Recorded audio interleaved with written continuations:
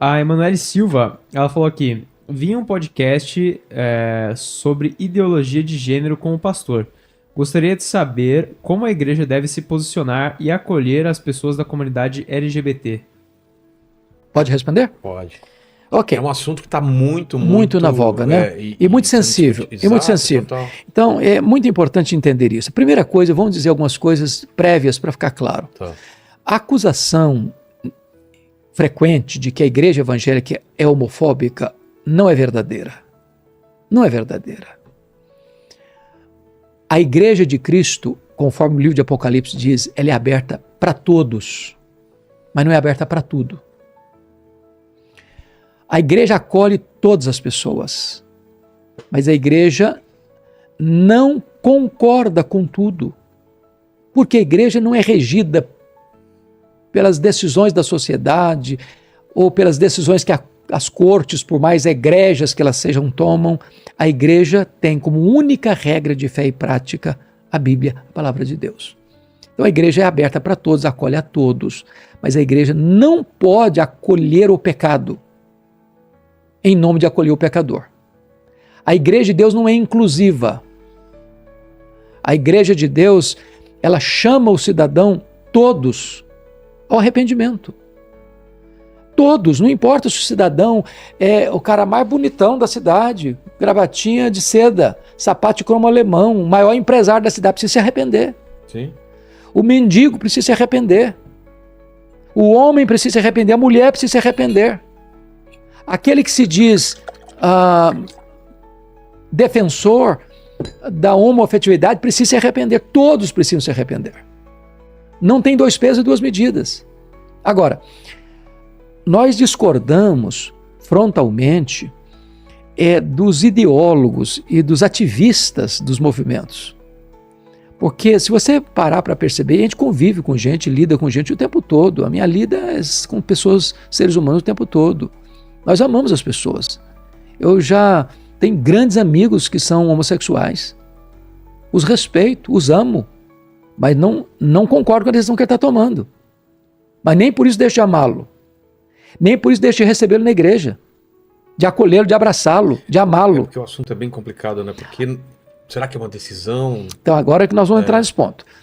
O que nós entendemos, à luz da ciência e à luz da Bíblia, é que Deus, quando criou o ser humano, está lá em Gênesis capítulo 1, versículo 26, no capítulo 2, versículo 7, que Deus criou o homem e a mulher, à sua imagem e à sua semelhança. Pronto. Do ponto de vista biológico, você define X, XY. Então não tem outra alternativa biológica na estrutura do ser humano. Ou ele é XX, ele é XY. Ou ele é feminino, ele é masculino. Quando um bebê é gerado, já tem na sua carga genética a definição se ele vai ser masculino ou feminino. Quando um ser humano nasce, a não ser que haja alguma problemática aí na gestação, que eu não quero entrar nas exceções, é formado já dentro desse ser que está sendo gerado pela mãe, os órgãos naturais femininos e os órgãos naturais masculinos. Distintos. Quando ele nasce um bebê, ou menino ou menina. O que os ideólogos e os ativistas querem impor hoje nessa agenda? É que quem vai decidir isso é a criança. Ou quando for adulto. Né? Mas hoje eles estão querendo impor com criança já. Com criança já, querendo que criança já faça a definição para fazer até uma cirurgia de mudança de sexo. Essa doutrinação que é tentado fazer goela abaixo, empurrando goela abaixo, que nós não podemos concordar. Porque uma criança com 4, 5 anos, ela não tem condições de tomar essa decisão.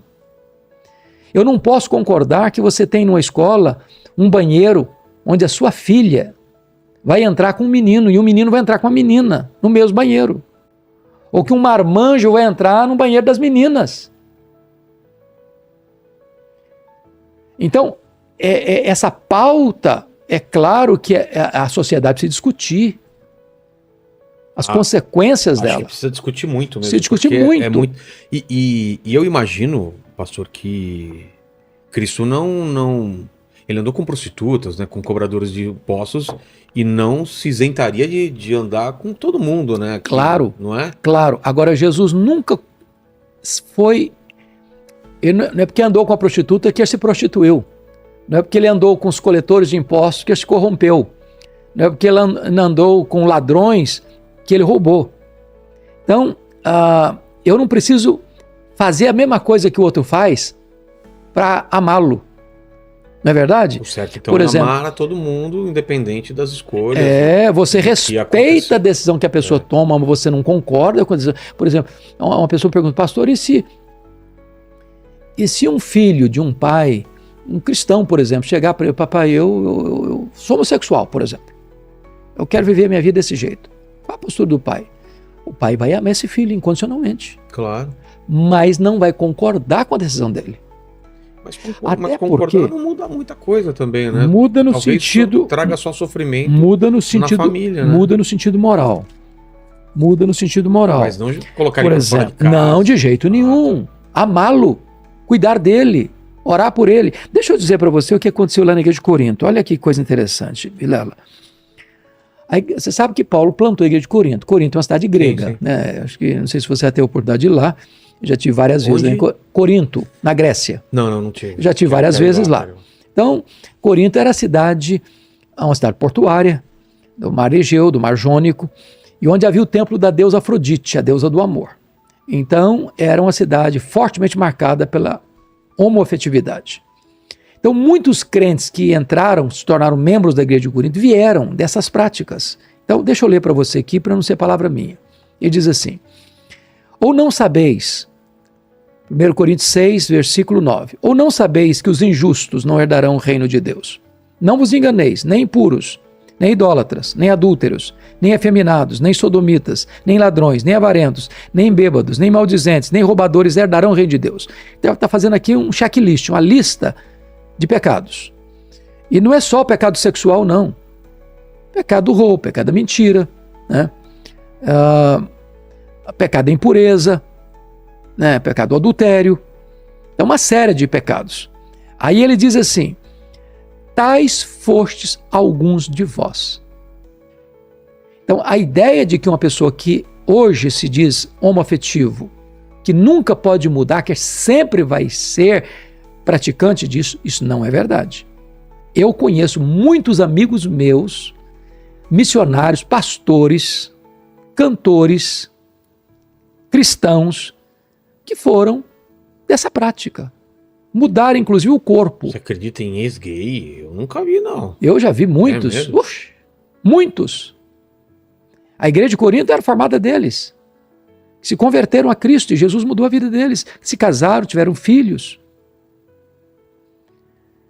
Então, Então a gente fala de duas coisas. Primeiro, não pode ter o preconceito.